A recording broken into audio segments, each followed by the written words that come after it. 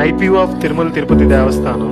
ఈ పెయింటింగ్ వైజాగ్ సీతం పెయింటింగ్ కి ఒక ఐడియాపై డిపెండ్ అయ్యి స్టార్ట్ చేసే పెయింటింగ్ కి చాలా డిఫరెన్స్ ఉంటుంది. క్లయింట్ ఐడియా ఏంటంటే Tirumala Venkateswara Swamy temple outside view and background landscape, ఆ టెంపుల్ వైపు మొత్తం పెయింటింగ్ లో కనిపించేలా పెయింటింగ్ చేయమన్నారు. కొన్ని ఆయన పర్సనల్ గా తీసిన ఫొటోస్ అన్ని రెఫరెన్స్ కోసం ఇచ్చారు. ఫస్ట్ లో ఆ నైట్ వ్యూ, లైట్స్ ఏవి ప్లాన్ చేసుకోలేదు. అసలు నిజం చెప్పాలంటే ఫైనల్ అవుట్పుట్ ఇలానే వస్తుంది అని ఏమీ క్లారిటీగా అనుకోలేదు. కంపోజిషన్ స్టార్ట్ చేసి కొంచెం కొంచెంగా కాన్సెప్ట్ డెవలప్ చేసుకుంటూ వెళ్ళాము. టెంపుల్, కోనేరు, ఆ ఘాట్ రోడ్ పైన ఉన్న బ్రిడ్జ్ అండ్ హిల్స్ పైన మనకి కనబడే Venkateswara Swamy face, side profile. ఈ పెయింటింగ్ ప్రాసెస్ లో కలర్ చూస్ చేసుకోవడం అనేది very important and crucial step అని చెప్పాలి.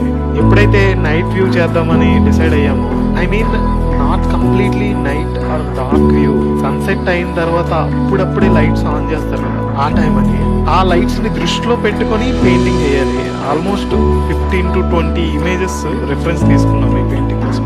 పర్స్పెక్టివ్ అండ్ కలర్ అన్ని ఒకే పెయింటింగ్ లో వచ్చేలాగా మనము సెట్ చేసుకోవాలి. పెయింటింగ్ చేసిన 11 రోజుల్లో ఆల్మోస్ట్ 9 రోజులు డల్ కలర్స్, డార్క్ వాల్యూస్ తోనే పెయింటింగ్ చేసుకుంటూ వచ్చాము. ఆ లాస్ట్ 2 days లో అప్పటి వరకు నేను రెసిస్ట్ చేసుకుంటూ వస్తున్న లైట్ షేడ్స్, సాచురేటెడ్ కలర్స్ అన్ని పెయింట్ చేసుకుంటూ వచ్చాము.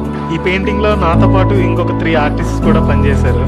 రియలీ ఈ పెయింటింగ్ చేయడం అమేజింగ్ ఎక్స్పీరియన్స్ అని చెప్పారు.